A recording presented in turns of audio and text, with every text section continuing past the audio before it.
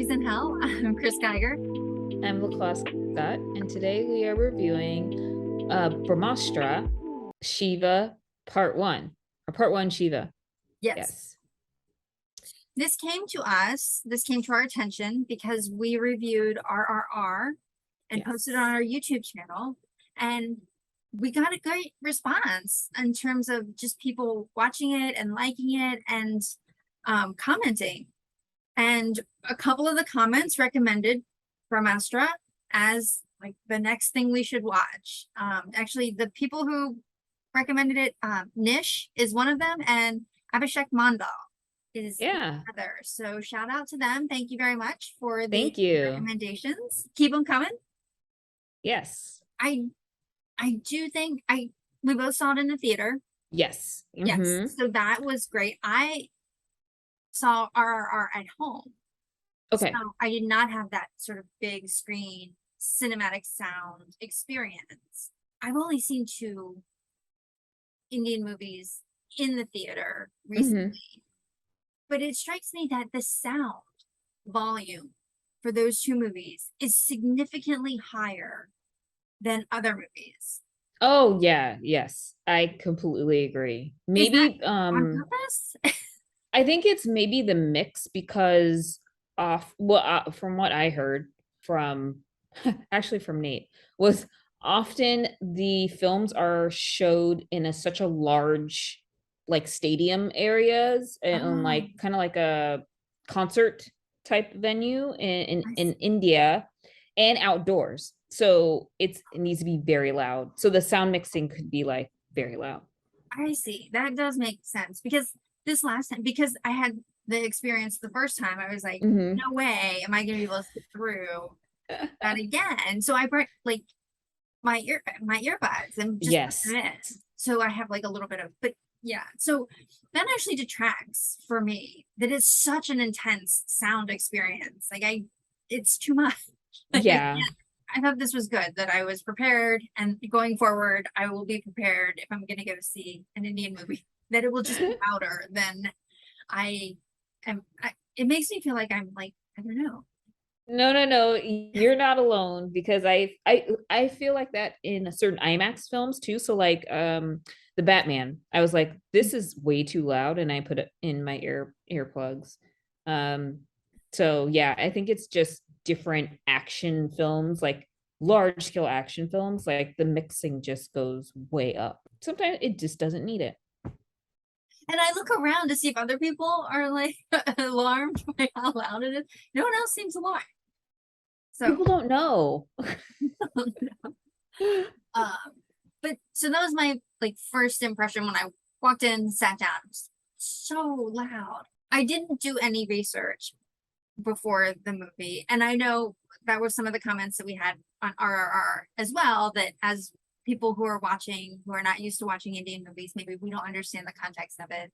To be fair, I try not to get any background information on any of the movies that I watch before I go in. So I don't want to change the formula for these specifically, but I did read a little bit about it after I watched it, which I was a little bit leery of because it's part 1. So I didn't want to get anything about part like any 2 spoilers.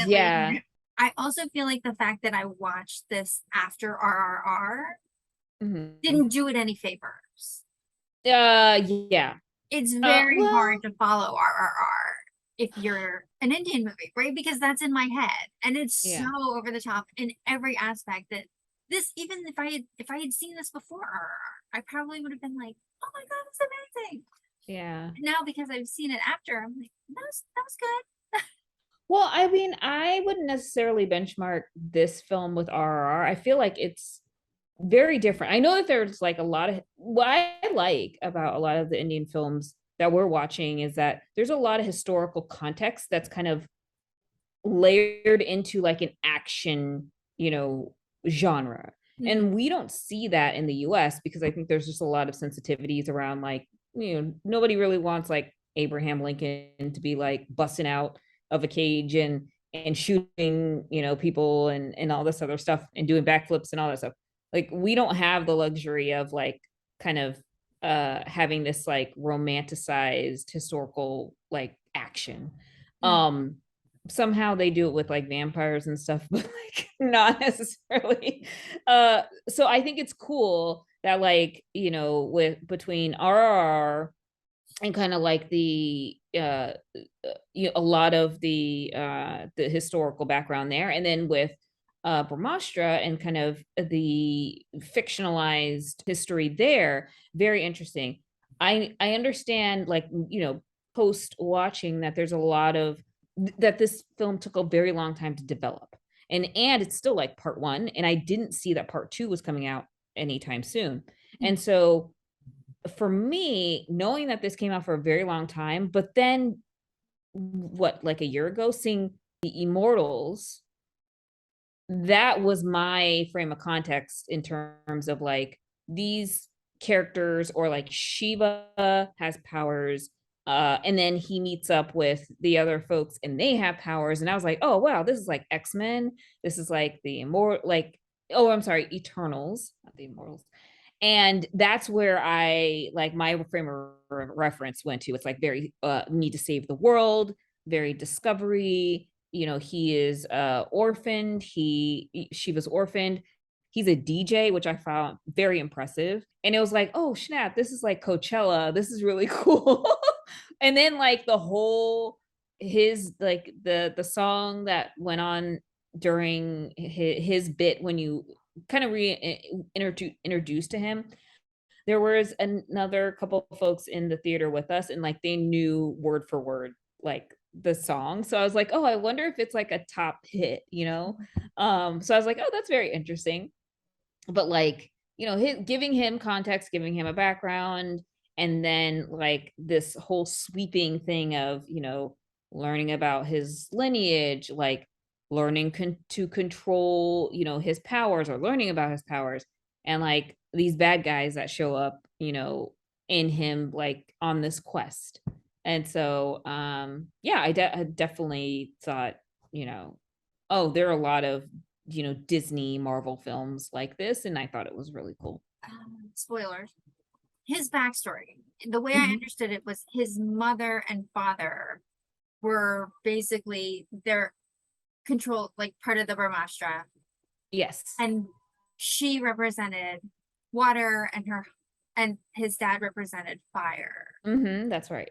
In the final scenes when he's like using his powers, it seems to all be fire. But I feel like, Mhm. is there no water element in him? And also, if her element is water, why did she not survive the fire that was in his Yeah. nursery? That didn't, so I wasn't sure if I understood it incorrectly, or if there's like, maybe that's what's happening in part two. Like in part two, like we'll see the water element come out more of Yeah. him. That part seemed to be a big like, oh well, was his father just so much more powerful than his mother that that is what came through? Or I don't know. It didn't seem to be, I didn't understand the explanation for that. Yeah. No, I think there was a lot of, well, a lot to be unveiled. And then yeah, it was definitely skewed towards his dad is fire. It looks like there's a connection there. And, you know, maybe the bad woman knows also about kind of like what controls his mom, being the water side of the powers. So I think it's, I don't know, maybe it's a trilogy where it's like him, his dad, because I think part two is Dev, which is his dad, and then you'll get the backstory. And then maybe part three is his mom. Because also like the disc thing, I'm so bad with names, and The but the disc, Brahmastra. yeah, Brahmastra, there you go, it was split in three. And so, you know, maybe it's all three of them. Like, I'm curious to see what happens, but didn't see that it was like coming out anytime soon. So Yeah, I mean, I guess we'll we'll have to stay tuned to see. Also, I I want to catch it while it's in the theater. mhm. So hopefully I'll be able to do that. Yeah, let's go to the slides. Yeah. Oh, 23.5. So jewelry. Oh, soundtrack special effects for yeah. me. I thought the songs were pretty catchy. I love the fact that he was a DJ. Yeah, I think for me the special effects were good. Like they were very. It looked like they put a lot of money into making this film like really epic, and I was very impressed. Even like the first fight scene where it's like the scientist in the tower and like him trying to hide the piece, and I thought it was very well done. Agree. I did think the special effects were well done. I think the only reason I didn't give it a 3 is because, again, I like with our rating system, we're rating against other things in that genre. And so Yeah. for me, like Disney movies are in that same genre, right? Like when they're fighting and they have like the animals come out, like the Oh yeah. like that seems very Disney to me. So I just gave it an average because like when you compare it to the Disney special effects, like it's on par for sure. Yeah. They both invest a ton of money in their effects.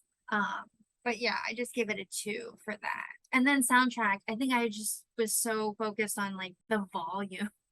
Oh yeah. I just couldn't uh get past that. Because I think, and this is, I'm sure this is wrong, but especially for foreign language movies where I have to read the subtitles, to me the sound is almost non-existent. Like I tune it out because Oh, that's yeah, completely fair. it's very distracting. First of all, it's challenging, right? Like I'm not a super fast reader. So a lot of times like the subtitles will come by. There's a lot of text and I'm trying to like focus. And if I'm listening to like them say things too, Yeah. like trying to match that up is not productive. So a lot of times I do in foreign language movies discount the sound part of it just because it's too distracting. Um, but I did think the cinematography was amazing. I liked that the huge crowd scenes. Mm-hmm. And then they went to so many different places. There were flashes, I think, of Varanasi. There were flashes of like just so many different places, the cities, the countryside. Mm-hmm. It was great. Yeah, I thought the mountains, the cabin up there was beautiful. That's amazing. Yeah. And it's probably like one of the first films or very few films that have a 3 for jewelry.